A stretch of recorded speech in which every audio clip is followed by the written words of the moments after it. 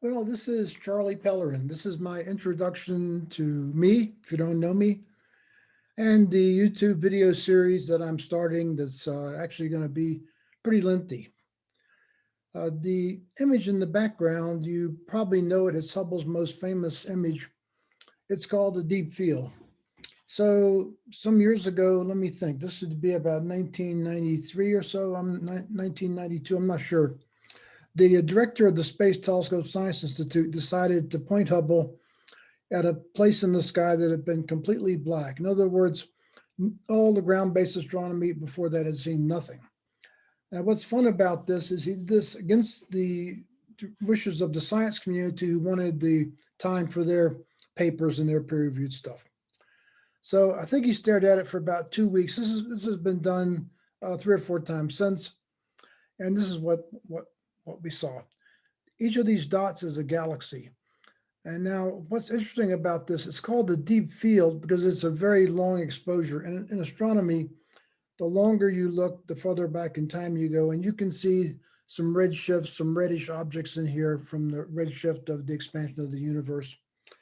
So, but what I love about this, not just it's a beautiful, here's a little red thing over here. These are each galaxies, and by calculating the number of galaxies you see in this image and multiplying it by the solid angle, that's the angle it subtends in space, it's easy to make a pretty accurate estimate of number of galaxies in the universe if you assume they're uniformly distributed.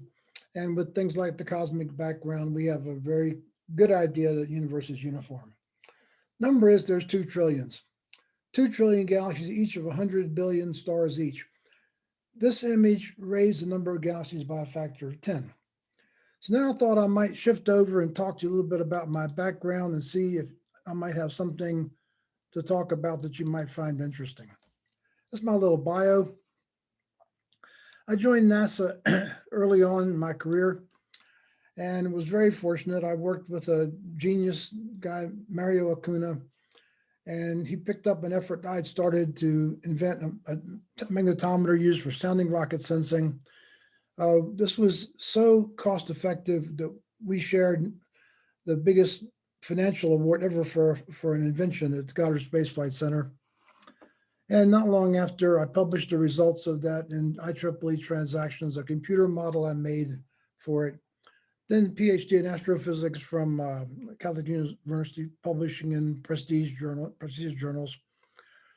Catholic University gave me this award, which was nice. Then I spent 16 weeks in a live-in program at Harvard for called the Program for Management Development. 1983, NASA picked me to be director of astrophysics. I led this program, was a lot of fun for 10 years, launched 12 satellites. Along the way, NASA awarded me a Creative Management Award. This is really important because one of my subordinates recommended me for this, and I didn't know he'd done it till after I received it. Then an Outstanding Leadership Medal. Arguably, my greatest contribution was the Great Observatories program. Got over $20 billion for space astrophysics. All this is described in length in the YouTube videos to follow. And for this, the American Astronomical Society gave me their highest award, the Space Flight Award. These things are a little bit out of chronological sequence to try and make it coherent within one page. In 1990, I went to Florida and launched Hubble Space Telescope into space with a flawed mirror. I then mounted the repair mission against the direct orders not to do so by the head of our appropriations and the head of NASA.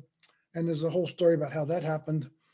And after this was successful, NASA gave me a second Outstanding Leadership Medal. I think only 50 people in the history of NASA, including astronauts who get them automatically after some number of flights, get these.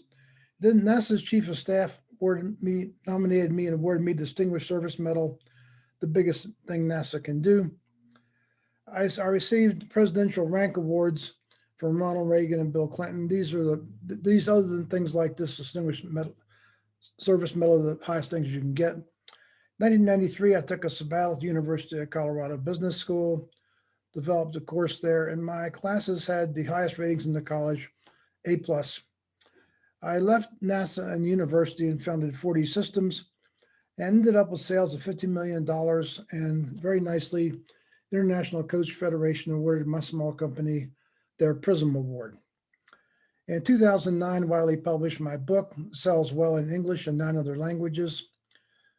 What I'm really up to is supporting other people in doing this work, and that's what I love to do. It's about making a legacy, and I'll talk more about that.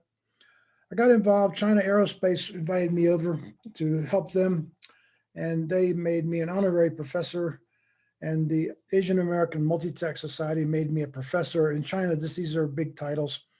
The first foreigner and 9th person ever. And then during Hubble's 25th anniversary, there were a lot of science shows that interviewed me because of my central role in Hubble, and particularly the servicing mission. And David Figueroa, a screenwriter, wrote a movie about my life in Hubble. And he's completed the screenplay, and we had a production company, and things were looking pretty good until COVID hit. And now it's kind of on hold. There's a sizzle reel I can show you. My email has an address to look at that they made to advertise the movie. And then a really fun thing, a lifelong dream. A friend, my daughter's boyfriend, was head of simulations for United in Denver. And he arranged me to spend half a day in a 767-400 simulator. It was incredible. I hand landed it 3 times. With a little bit of help on one of them. And I live a fulfilling life with my wife, Junko, in Boulder. Right now, we're in Boulder County because our house burned down, but we hope to be back in Boulder City or Boulder County and our old house, rather, in the near future. So I wonder if you could think there might be something interesting I'd have to share with you. And if so, watch the videos. And if you don't think so, then save your time. I'm there either way and happy to be of service to people any way I can.